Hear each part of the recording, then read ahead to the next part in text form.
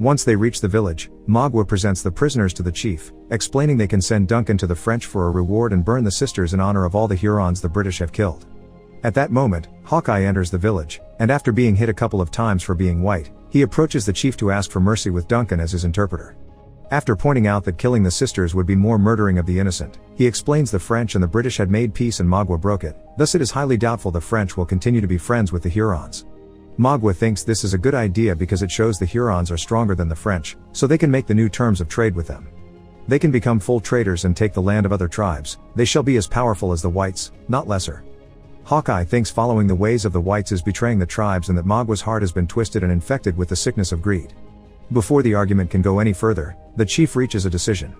Magua has fought bravely but his new methods go against the path of the Hurons, so he will be allowed to keep Alice, Hawkeye can take Duncan, and Cora will be burnt in the name of her father's crimes.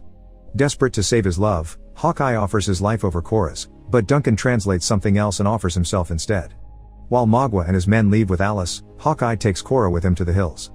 Once they reunite with Chingachgook and Uncas, he decides to offer one final act of mercy and shoots Duncan from afar in order to cut his suffering short while being burned.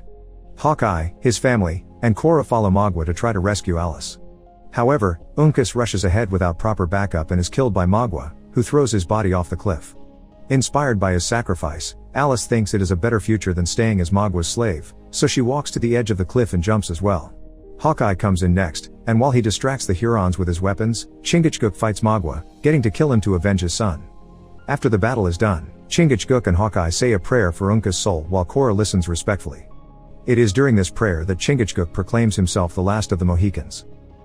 Make sure to subscribe and turn on notifications so you can watch more videos like this. Thanks for watching.